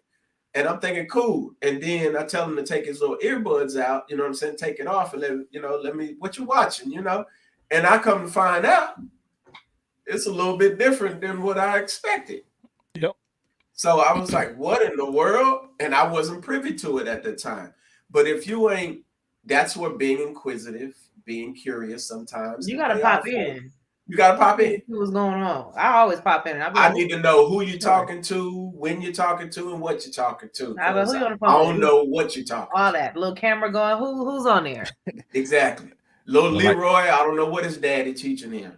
Well, like they say, even the same thing when they toddlers, when they quiet, something's wrong. Something's wrong. They into something. So, if your kid is sitting in their room all the time and they're not interacting and things like that, like, you need to check on them, because trust me, something's afoot. That goes for everything. Something's That's afoot. Kids, dogs, because he's quiet, but he's tearing his toy up, and it's cotton everywhere. It's cotton. I look back, it's cotton all over this bed. Hey. But you wanted him quiet. You told him not to bark. You know what I'm saying? I did before the show. Merlot not to bark. You bark, I'm kicking you out. And Merlot listen. Let's shift gears a little bit and talk about school security, man, because I think when as we got older, for me, in high school, went to a talented and gifted school, and we had security. We had security. We had metal detectors. Yes, at a talented and gifted school, we had security and metal detectors. So, it wasn't, I wouldn't say it was a fortress, but it wasn't like that. Like, there was a presence there, and you knew that you weren't just going to be able to bring whatever to school or come into school. So these kids have to worry about the whole different thing, because now they got all these mass shootings. In 2023, like, you look back in the past, from like when we talked about Columbine, that happened in 1999. There's been a ton of mass shootings, and see, we didn't have to worry about that type of stuff when we were in school. Right. Very but true. We had protection. So now, shout out to the homie Pete. He sent me a message about this earlier. Now you go to these schools, they have a lot of them have cameras and things, and they have a doorbell system. So you got to ring the doorbell as a camera. Somebody in the office has to buzz you in. Right. But it's like it's still no security there, right? Yeah. Once they buzz you in, I could look like whatever, and I could tell you I'm here to, pick up this kid. You don't know that I'm not this kid's parent. You don't know anything. But I mean, if you was ready to come in off the rip and just shot the office up, then what? But they still buzz me in. But they don't even need to. I mean, but like, so my daughter. That's what I'm saying. You can't get in nowhere but the office. But after you take out the office, then what? That's what I'm saying. So you got access. Like the police presence that we had on campus at high school, we had, I think it was maybe 5 or 6 different, security officers around the school. It's a pretty big school, but we had police presence there. And I think that the fact that a lot of times these, especially elementary schools, don't have police presence, like that's that they do security it on the first guard. day of school, which That's is annoying. weird to me. Like somebody should, when they buzz them in, there should be an officer at the front. When that person comes in after they're buzzed in, it should be somebody there. There should be a gun holding cop in the office. One that ain't scared, I would assume. Yeah, because you got one there who ain't interested in pulling that thing, and you got almost sensitive. So they do little minor things, but it's, to me, if somebody gonna do something, they're gonna do what they need to do to get it done, and it's not enough to stop them. And clearly, it's not, because look how many have still been happening. Right. Yeah, because you can't depend on the teachers to protect these kids with no weapons. You don't want the teacher to have a weapon, which I understand, because everybody's not mentally capable. Not everybody needs, right. Shoot, that teacher might have some issues and pull out on your kid. So, right. And then we got the kids that's putting hands on teachers, and so we just don't need. Yeah, you don't need to complicate the matter, with everybody having guns. This ain't the wild, wild west. But like, what are the options for them to protect these kids? Because somebody being buzzed in on a camera, that's not stopping anything from happening. It's not, because like you said, you could dress up in anything, and you could go the extra mile to have the badge look alike and all that, and get buzzed in, and then what? Yeah. So hey, all I say is checking the homeschooling. I mean, but that's not for everybody, because we just talked about these parents that ain't even paying attention. It ain't. But you get some private tutors and some teachers. We got a whole lot of population and a whole lot of It's not gonna change. This stuff is gonna keep happening, but we have to be creative, and and as we said earlier, the parents have to be involved in a lot of the school stuff to be able to voice their opinions. Voice their concerns, because if you're not concerned about it, your tax dollars are going towards something that you're not fully supporting, then you need to be talking to your local officials and things of that nature to make sure that your child gets what they need when they're in school, and make sure that they're protected. Because I mean, this stuff is not going to change anytime soon. And another thing I had on the list that goes with that is the mental health awareness and issues that are going on, because that's part of the reason why these people are doing those school shootings and these mass shootings, because of the mental health issues that these people are experiencing. Almost every reason. Like literally, whether it's from home or at school, there's something that this child was lacking or feeling that led them to feel trapped, and this is my way out. Now I'm going to take this out on this person, or I'm going to resolve it this way. There's something somewhere. And there was also details of every last mass shooting. There was something that could have tipped people off that they were going to do what they did, but nobody was paying close enough attention to it. One of them made a post way back when about it. Right. Like, it just goes to show you that there's a lot of people that ain't paying attention, and some people want that attention. But then, and then they said the one he was real quiet and closed up. He never really interacted with the family and stuff. So you're not going to start checking on him, huh? Just got a whole leather face in the basement. Like my son, an introvert, but you're gonna come outside and talk. Like we're gonna interact with this family. Billy's I'm down here. Let me help you. Good. Billy, let me holler at you. Let me see what you got going on. Let me what you smell like. What Well, Billy's just in the basement. He has a science kit that he's been working on for a couple of weeks, and we just leave him alone because he's out of our hair, and he's minding his business and we mind ours. So we just let Billy do what he does. No, Billy down there building some stuff. Billy down there creating bombs and writing out his plan for whether it's the parents, because it's either the parents or the schools. It's one of the two. I'm all up in Billy's business. I'm checking on. For sure. And when my son leave, I'm all in this stuff. Yes. Your room. You in my house, that's my room. I really not all the way, but I go in there and I'm looking around. I'm checking. Just checking the scene out real quick. You know what I'm saying? Might find a pair of panties or something. Okay, he's a normal little boy. All right, got it. Right. And then I leave. But every now and again you just got to do a little inspection. Yeah. So you just got to walk that thing upside down, looking through it. Nah, I wouldn't say turn it upside down. I mean, we ain't talking about like tornado wise. We're just talking about, you know what I'm saying? No, you did how it is, but you go in there, peruse, find out, you find things. Make sure you ain't got no lotion under the bed. You know what I'm saying? Well, they're gonna have lotion under the bed. But if he do. Yeah, you had lotion under the bed. He normal. No, I didn't. I expect it. He normal. Go ahead. Just don't ever let me catch it. Wash your own clothes. Benji said he ain't even use no lotion. I didn't use no. I'm sorry. I didn't use no lotion. Just straight palm. I'm sorry. I hate to put myself out there like that, but no, I didn't use no. I didn't. I'm sorry. I didn't. Just raw and skin. Oh man! All right. Hey man, hey, I'm just saying, like it wasn't.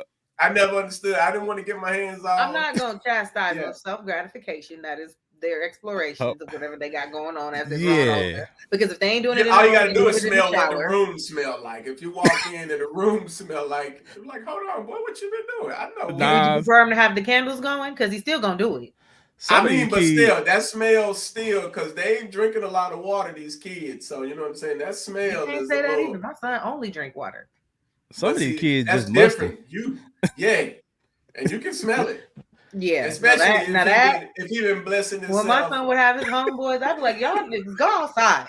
Like, if he been blessing himself and fell in love with the feeling, he got a little towel and you know what I'm saying? And the little girls, when they get to that little age too, they'll get their little armpits going up. Oh man. Well, we grew up. Yeah. Well, I mean, there's certain things that you just have to be paying attention to as a parent, and as in the comments that they mentioned, many times you gotta be observant. Fathers, please take care of your daughters. Well, all of that. Well, that's a big thing too. Across the board, because these boys need moms and fathers and vice versa, because there is like that boy online. I'm willing to say the man online that has mommy issues, that's out here talking mess, the ugly dude. So it's not just he had his mom and his dad around, but it don't matter. It's just whatever the case may be, the parenting and the love and the mental health and we gotta take care of ourselves so that we can take care of these kids mentally too. The fact that he was able to get more than one video out. Oh, he said there's a lot to me. What did he say? He said, I went viral 2 times already. I can't be stopped. Right. And I'm like, the fact that he was able to, because the first one, I didn't see the whole thing, but I saw the little skit from it. And I was like, hold on, how does ugly boy get another video out?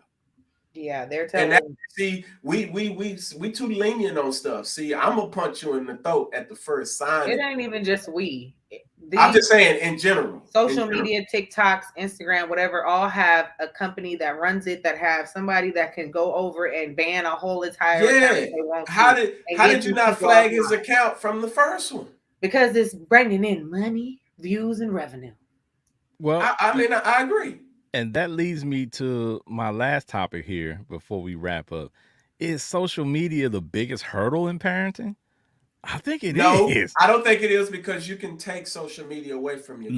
But you cannot. What I'm telling you is because they go to school and Susie got the phone and now Susie's showing them and now they're doing it over here. They gonna log in, because I believe that wholeheartedly, because I know my youngest son, I believe we took his phone away and he had friends that had phones, so he would go and log into his IG on their phones. I had to get on my Because mama. I took my sons away. She gave him a burner phone. yeah, well, they do that. They do that too. Grandma, can I see your phone to play some games? And then they logging into their social media on grandma's phone. I'm talking my phone was gone for a week and I hear alerts and I'm like, it's a whole extra phone in my house. So between not paying attention and social media, audience, what y'all think? Is social media the biggest hurdle in parenting? Because I mean, again, when we were in school, no social media, so our parents didn't have to worry about that as an issue. Now we have to factor that in, and we have to, because they own it all day, every day. They're gonna either be on it or try to be on it. Right. Because my daughter started asking me about getting her IG page or something like that when she was like 9 or 10 years old. I'm like, because her friends have it. Right. And I'm like, nah, we don't do that. Like, you got to be at least, 12, 13 years old before we even have this conversation. And then because it's the put the right age in, get the kid account, because TikTok has which you can do. You can put the age restrictions on your account for content. You can. Yeah, and what this is true too, right here. This is 100% fact. Social media is an addiction for both kids and adults. Facts. I agree. Absolutely. I agree. The first thing everyone does in the morning, majority, is roll over and do what? I don't check my social media anymore. But most people do. They're gonna pick up the phone, right, and they're gonna check something. I wait at least till I get to work. I had to break myself for that, right? Because I was looking at a video online from one of the motivational speakers. I can't remember his name right off the top of my head right now. But he said you don't want to look at social media when you first wake up in the morning, because if somebody got killed, if somebody did something bad or whatever, that's the first thing you putting in your spirit when you wake up in the morning. So that's going to affect how your day goes, because that's the first thing that you deposited in yourself.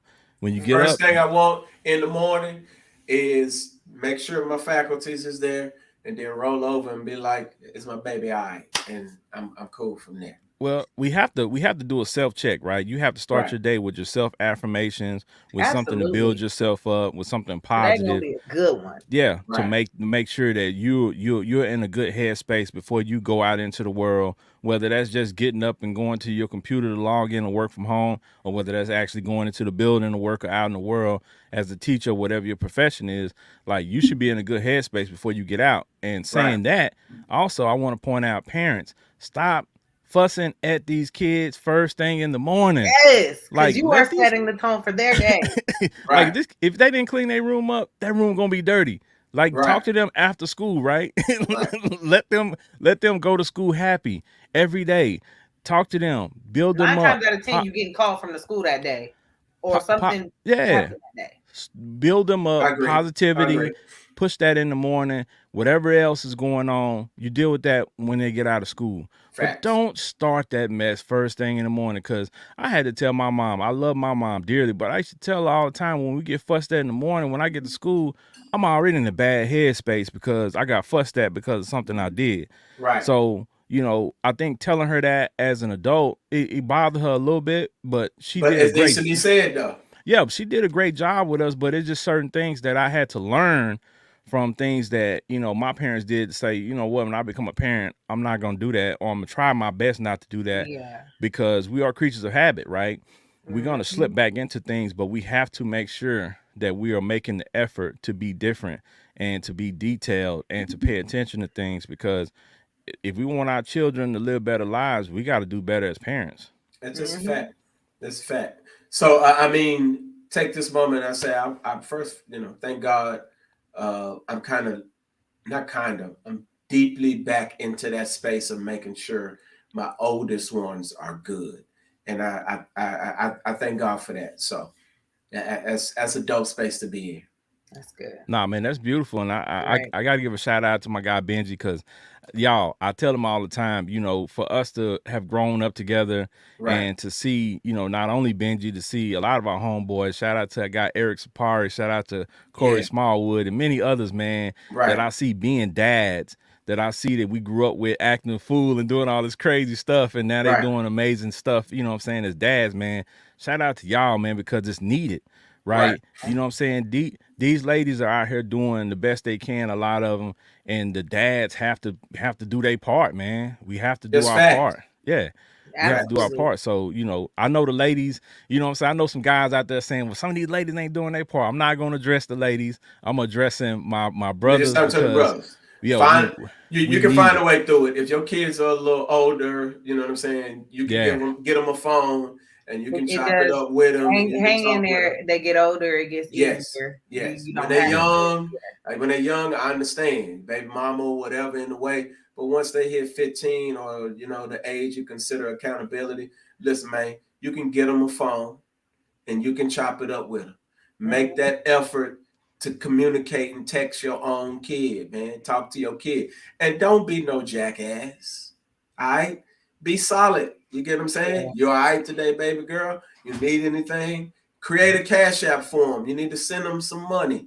Because you can do that. Yes, you can. I don't want to. It's just way too many excuses for dudes out here. You can literally drop 50 in your baby's bank little cash app. You can have her own little card and everything too. My daughter have her own little cash app.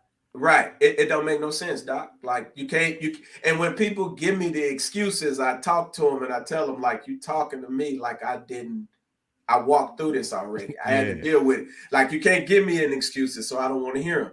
Like you can set up a little cash app account. You can even go get a little fake little debit card nowadays, deposit the money on there and give it to your kid. Yeah. Like and that's her personal money. Where there is a will, there is a way. There is a way. And just admit it. You don't want to do it, so you know what I'm saying? You create all types of excuses, but I don't like excuses, so handle your business, man. You can do what you need to do. These kids need good parents. I'm gonna just say parents in general because there's lacking on other sides too. So period, a child to be raised properly needs both. Facts. So you ain't gotta be together and whatever. Right. But they need both. Don't mean I want you around. But you can still treat your kids right. I'm just saying. Well, they need a parent in some form or some way. Because I know some dads and moms can be just deadbeat. And now that you don't gotta force, but you can eventually, as life progresses, hopefully God blesses you with this other mother or father figure to instill in that child's life.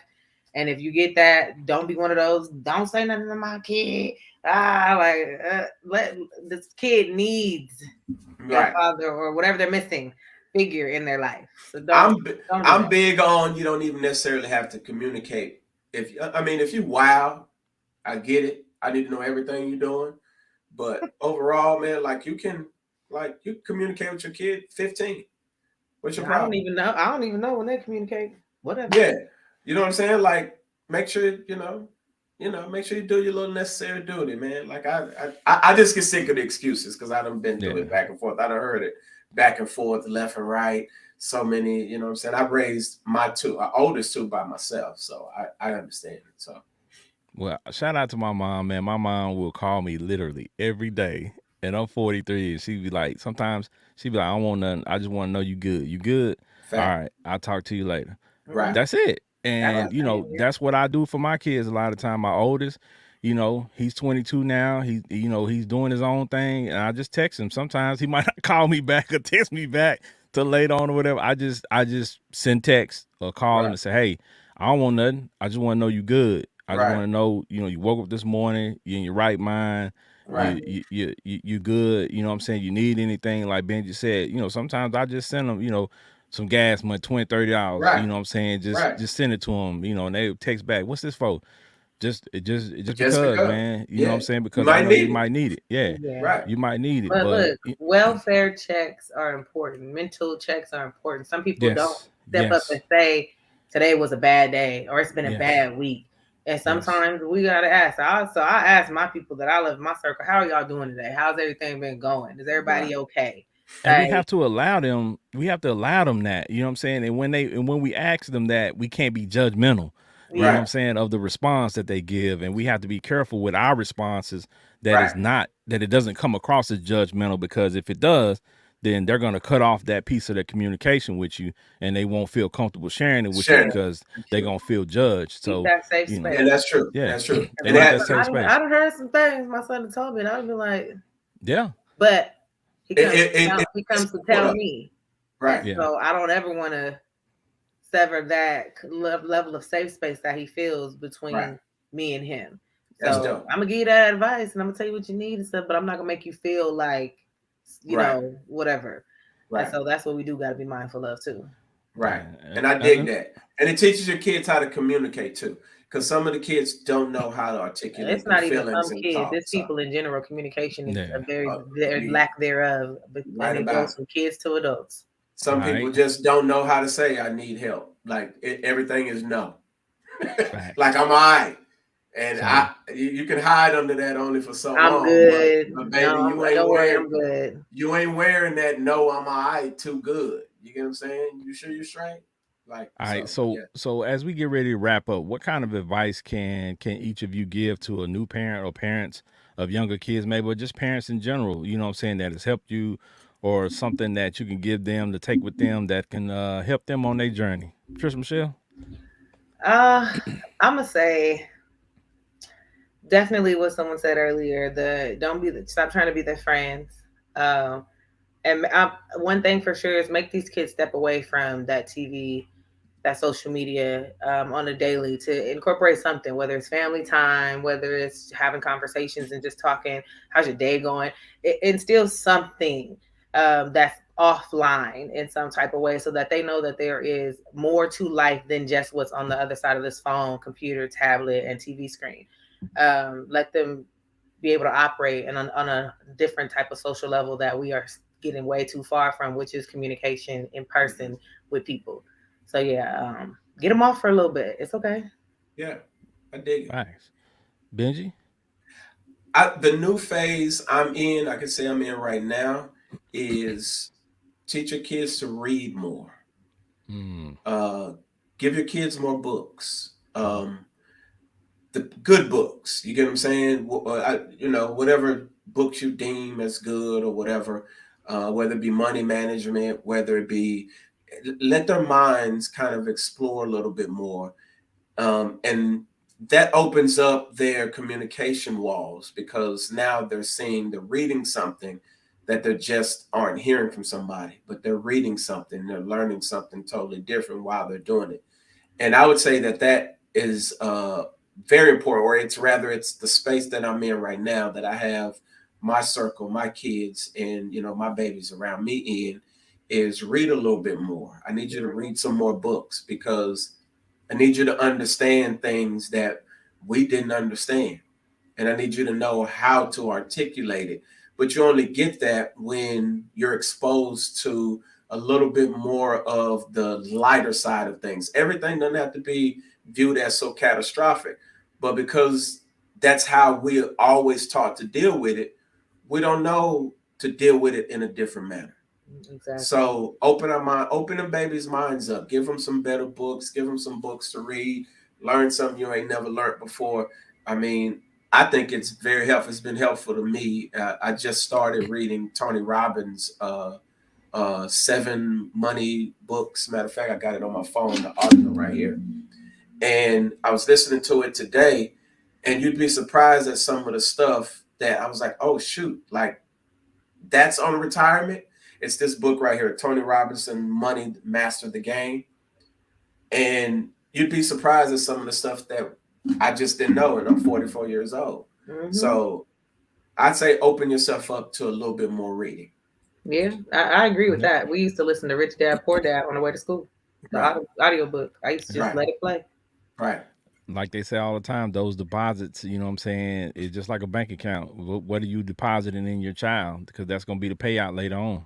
Facts. So, you know what I'm saying, if you putting in bad stuff, ratchetness, drama, that's what's going to come out. And that's that's what's on TikTok. That we skip the drama at school, because the drama is at school. Yeah. You better believe it. Yep. But like I said, and take your kids to get some boxing lessons. They may need to. Oh no, yeah, hold on. That ain't for everybody. You know what I'm saying? But just ain't fighters and stuff. Yeah, everybody don't have that. But I tell people all the time, parenting never stops, right? I don't care how old you are, how old your child is. As long as you're alive, you're a parent, and you should continue to parent, and you should continue to be available for that child, and you should continue to, pour into them. I don't care how old you are. So continue to do that. This mindset of this kid is 18, they're an adult, they can do for themselves, they can fend for themselves. That's not the way. That's not the move. Right? You have to, be a better judge of what your kid needs, because some kids are self-sufficient at, 21, 22, and other kids are not until they 25, 26, 27. Right. So, don't be in such a hurry to get rid of the kid or cast the kid out into the world and they're not ready, and then be upset when they're not successful, right? You set them up for failure. You literally set them up for failure by throwing them out there too early. Or they end up in other stuff because they trying to figure out life and they lean on other people, and now you put them out there too soon. So So that's that, and that's definitely true. That old adage of, with throwing the bird out and they're gonna learn how to fly. Now, sometimes that bird hit the ground, splat. You know what I'm saying? And that's the sad part of it. So, it's a lot of stuff you learn through life, and you just have to make sure that you help these kids not hit the same potholes you hit. That's what my pops always tell me. I'm telling you how to navigate life, son. I'm telling you not to go down that street because there's a pothole. But you can go down that street if you want to. Yeah, you can go down that street if you want to and tag and crack your rim. But I told you it was a pothole on that street. Yeah, Don't man. crack the 4Gs. So, we have to be a better resource for our kids as well. Our kids should feel comfortable coming to us, having these difficult conversations, and feeling that we won't be judgmental, and we will actually, help them and help guide them in the right direction. So we just got to do better with that. So Trish and have time. Yeah. Don't be acting like every time they come to ask you for something, it's such a hassle and so irritating when all you're doing is scrolling. Get up. Right. So Trish Michelle, tell the people where to contact you, where to find you at, because it's still hot outside. So I know, what I'm saying, she posting amazing pictures, and these guys want to find out what, trying to see something. Yeah, no, you can't be low key. We need those pictures. I've been low key. I'm not even gonna lie. I have, hold on. She has been burning it up on Flyconic though. You know what I'm saying? She's been posting some Flyconic pictures. Yeah, and I got another shoot coming out in another little outfit too. Actually. Yeah. So, but tell the people where to find you. That'll be spicy and coming up too. So anywho, so yeah, you can find me on Instagram at Trisha Michelle _YT. You can find me on TikTok, Trisha Michelle. You can find me on YouTube. You can find Fiyah Session always on Tuesdays all the time. You can find me there. Like literally, just subscribe and like you can't miss me. Right. But that's all you need to do. And yeah, you'll see some content soon. Beyonce concert's on the way, so the hair will be laid. The pictures will happen. The TikToks and reels will be coming. Okay. All right. So do what y'all need to do. All right, Benji Banks, the man, the brand. Talk to the people, man. Man, you can't miss me. I'm there. You can Facebook Benji Banks. You can't miss me. It's there. Shout out to getting over 10K on Facebook. Couple viral videos went out, so it's pretty dope. So I seen you on one of them. The views is lit. Yeah, we getting fired. We getting fired. We touching. Instagram BRB4701. Instagram and Facebook is weird. Like they've been banning my content for a long time, or shadow banning, or whatever you want to call it. But ever since I opened up my little page and got my little blue check, they've been kind of letting it go. I've been like, man, we've been dropping some dope content. I know good and well our videos ain't supposed to be at no 100. Like what is going on? So you know what I'm saying? We increase them. Yeah, they want you to pay. I understand. Yeah, man. Fiyah Session at BRB4701 on IG. I did open up a Threads account, but I don't really post on it. Brother ain't got time for all that. I be forgetting. I'm not even gonna lie. Yeah, I got school. I got things to do. Just got an amazing opportunity at a dope spot. So we got some not no dope spot, but a dope spot. Not a dope spot. But a dope spot. Well, they don't call it that no more anyway. They call it Trap House. Yeah, Trap House. But we ain't got no Trap House. But maybe we'll have a Trap House kitchen or something similar to that. But anyway, man. That's already out there. That's already out there. I think that exists. It does. Yeah. But yeah, man, some amazing opportunities coming up. Shout out to those of you who showed up to the Sip and Paint. It was dope once again. The next one is going to be even better, and we're going to run a consistent program with them. Got an offer. We might be doing them at least once a month because so we'll see. But we're making it happen. So y'all keep following the show. Patricia probably gonna have her show back up. We're gonna have ours back up again. Like Absolutely. It's listen, y'all gonna be seeing a lot of us. Yeah, we got some stuff in the works. We do, man. I'm excited for that. Stuff in the works. Yeah. So that means y'all need to follow all of us individually and collectively. Yes. Because things is getting ready to happen. Yes. Yeah. We're gonna pretty much be over the whole thing. You're gonna see a lot of our beautiful faces. Yup. All right. Benji Banks, man, the brand. We appreciate you, Trish Michelle. As usual, I appreciate you as well. I'm just glad I'm not sick. Y'all already know y'all can find me at Big Ken's Comedy on IG, Big Ken's Comedy on Twitter, Big Ken's Comedy on Facebook. Y'all can catch the Fiyah Session on all social media platforms. Just type in FIYAH and we'll pop right up. There's none like us, y'all. Y'all continue to support us and show that love. We appreciate it. We love y'all back. And y'all already know what it is. It's the Fiyah Session. Yes. Peace. Holla. Thank you for joining us today. Please follow us on all social media platforms. Just search Fiyah Session.